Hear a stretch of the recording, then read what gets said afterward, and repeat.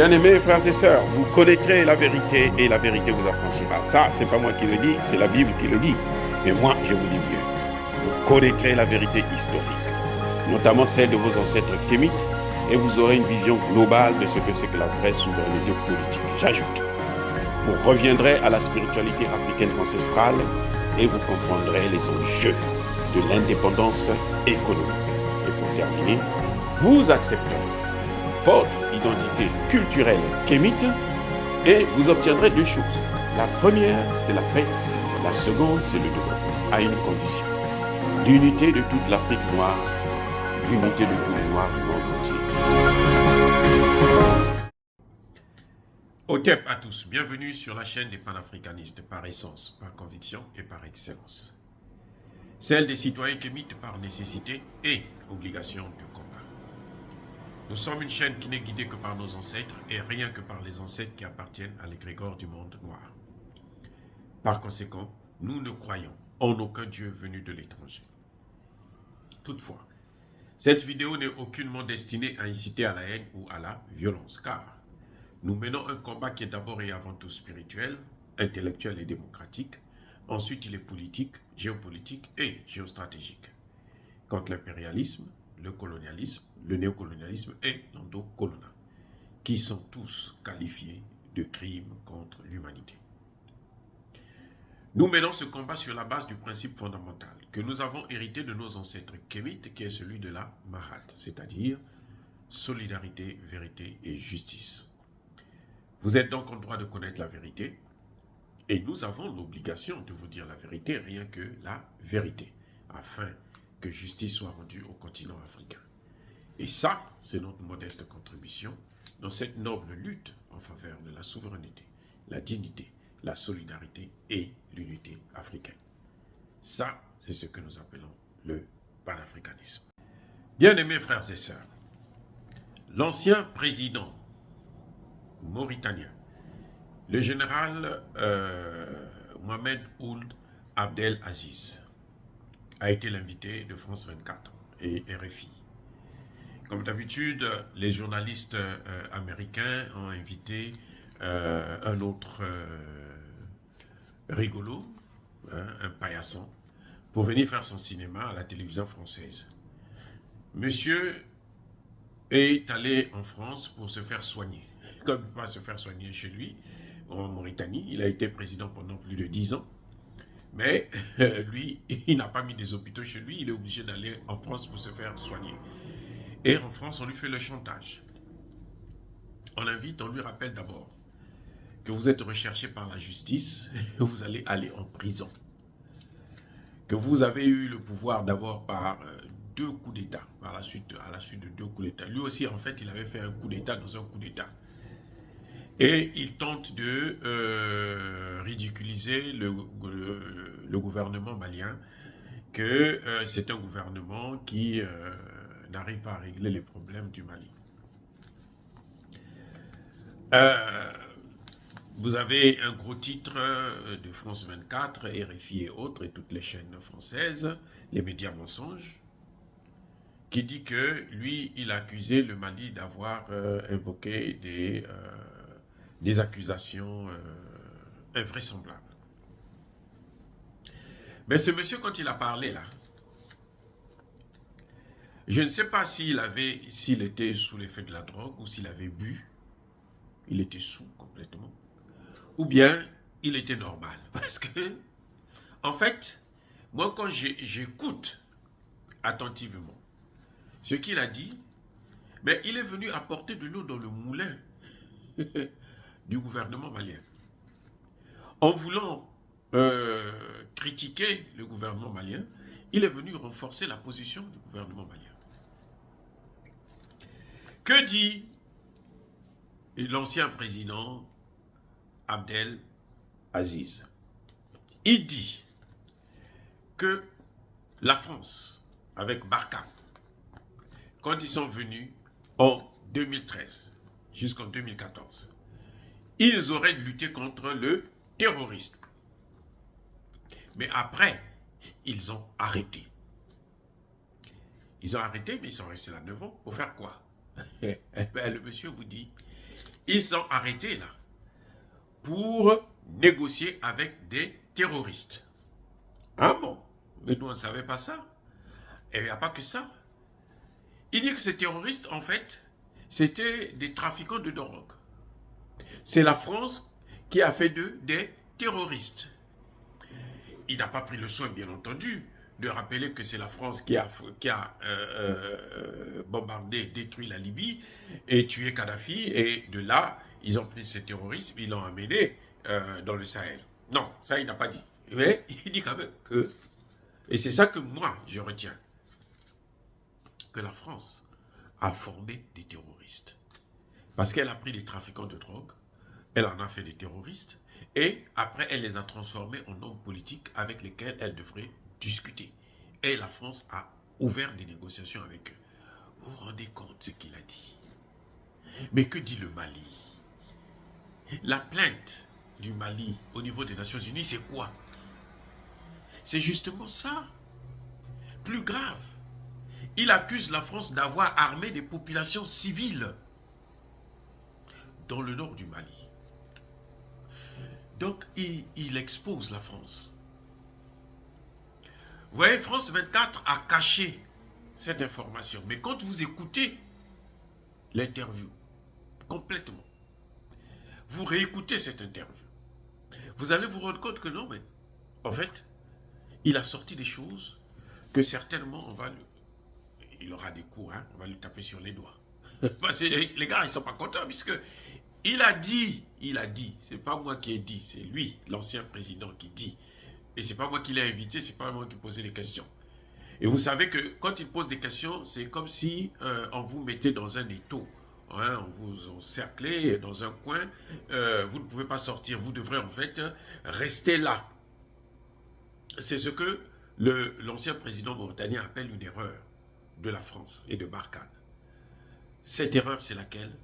D'avoir transformé des trafiquants de drogue en terroristes et de terroristes à hommes politiques, aux groupes armés, politisés, pour négocier avec eux. Et la France a négocié avec eux. Il ajoute que la France a armé des populations civiles dans le nord du Mali. C'est exactement ce que dit le gouvernement malien. La plainte du gouvernement malien au Conseil de sécurité de l'ONU, c'est à ce sujet d'avoir armé les terroristes. Parce que pour transformer un trafiquant de drogue en terroriste, il faut lui donner les informations, il faut lui donner les instructions, il faut lui donner les armes pour accomplir sa mission. Et donc, quand on lui donne des armes pour en faire un terroriste, il vient, il attaque, et à ce moment, on dit, bon, comme c'est un terroriste, comme il est en train de nous attaquer, il faut qu'on négocie avec lui pour qu'il se calme. On en fait maintenant un homme politique, ce qu'il n'est pas. Voilà ce que nous dit l'ancien président. Les journalistes retiennent seulement le fait qu'il a dit que la preuve, les accusations du Mali sont invraisemblables. Mais il a aussi dit que ce sont des accusations graves et qu'il faut que le Mali s'explique. Et oui, il dit qu'il faut que le Mali s'explique. Mais que cherche le Mali? Le Mali ne veut que s'expliquer. Le Mali ne demande qu'à s'expliquer. Le Mali ne demande qu'à organiser une réunion du Conseil de sécurité, une réunion spéciale pour que le Mali puisse apporter des preuves. Pas une réunion pour discuter de l'évolution du rapport de, comme d'habitude, un rapport pourri de la mission, la MINUSMA. Non, mais une réunion pour que ce soit comme un tribunal où le Mali apporte les preuves. Voyez? Et donc, quand il dit qu'il faut que le Mali puisse se justifier, mais il est en train de soutenir la position malienne. Il est en train de nous dire, sans le vouloir certainement, parce qu'il est en prison en France. Il faut le savoir, quand il va en France, là, ils sont en prison. Puisque s'il dit n'importe quoi, on peut même le tuer. C'est clair. On a tué les 2 premiers ministres ivoiriens. Voilà, quand ils vont se faire soigner, ils reviennent, ils meurent. C'est clair. Mais quand il dit qu'il faut que le Mali s'explique, mais ça veut dire qu'il demande à ce que le Mali puisse venir au Conseil, puisqu'il a demandé, le Mali demande ça. Donc il faut que le Conseil de sécurité puisse accepter, accueillir, puisse recevoir la plainte du Mali. C'est tout ce qu'il y a. Donc l'ancien président, ce général qui connaît bien ce que c'est que le coup d'État, parce que lui-même il est venu au pouvoir à la suite de 2 coups d'État. D'un coup d'État dans un coup d'État, comme disait le chef de la junte française, hein, la maudite junte française. Et les journalistes, quand ils l'avaient appelé là, on l'avait préparé pour qu'il vienne soutenir la France. Mais en tout cas, il a été tellement ambigu que, en fin de compte, il a porté de l'eau dans le moulin du gouvernement malien. Eh oui, là, c'est vrai, il a caché, il ne pouvait pas dire plus. Quand il dit que Barkhane est par terre, Barkhane est mort, il ne vous dit pas que Barkhane est mort parce que le Mali est sorti. Hein, en dehors du Mali, il n'y a plus rien. Le Mali étant sorti, les 4 autres ne peuvent pas résister. Et il ne dit pas aussi non plus que tout est parti de la crise de la Libye. C'est ça le problème. Tout est parti de la Libye. Ce que vous voyez dans le Sahel, dans le golfe de Guinée, là, c'est l'œuvre de Barack Obama, de Nicolas Sarkozy et de David Cameron, l'anglais. Voilà, ce sont essentiellement ces 3 pays-là qui sont à l'origine de tout ce que vous voyez dans le Sahel. Il faudrait bien que vous puissiez le savoir. Ça, c'est la vérité, ce sont des faits. Ce n'est pas nous qui le disons.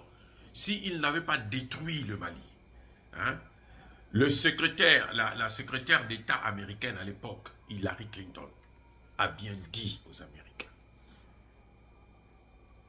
que si on ne détruit pas la Libye, si on ne tue pas Muammar Kadhafi, il va créer une monnaie et cette monnaie-là va dédollariser le monde. Cette monnaie va faire disparaître le franc CFA. Cette monnaie pourra même menacer la Banque mondiale et le FMI de faillite. Donc il fallait à tout prix le faire. Et quand ils ont fait ça, ces terroristes qu'ils avaient amenés là, pour que leur donner l'occasion d'intervenir, on les a pris, on les a amenés dans le Sahel pour détruire le Sahel. Et c'était un plan, ils le savaient, parce que les présidents africains avaient déjà averti cette coalition de l'OTAN que si vous détruisez la Libye, vous allez déstabiliser tout le Sahel et le golfe de Guinée. Vous allez déstabiliser le continent africain. Et ils ont dit oui, nous c'est ça que nous cherchons. C'est Barack Obama qui répond, qui dit ouvertement, we're going to finish the job. We will finish the job. Ça veut dire que nous allons terminer ce que nous allons commencer. Nous allons aller jusqu'au bout de notre logique. Et ils sont là. La logique, c'est celle-là, celle que vous voyez. Et c'est ça que ce général minable n'a pas dit. Mais dans cette volonté de vouloir soutenir la France, en fait, il nous a sorti des éléments qui nous servent, nous, pour justifier que, effectivement, la France est un État terroriste. C'est une maudite junte qui n'est qu'un simple État de déstabilisation de l'Afrique. Voilà, bien-aimés frères et sœurs. C'est pour ça que je dis, Yaba colère ve Yamalem. Car dire cela, ce n'est pas inciter à la haine ou à la violence. C'est dire la vérité pour que les Africains, nous puissions prendre conscience, notre jeunesse puisse prendre conscience de cette situation. C'est ce qui nous permettra de savoir comment nous devons répondre. Alors là, je persiste et je signe, soyez bénis par le Dieu des Kémites. Et que tous ceux qui persécutent les Africains, tous ceux qui pillent le continent africain, qu'ils soient africains ou étrangers, puissent être maudits, être punis, être écrasés par nos ancêtres angélisés. J'ai dit et j'assume.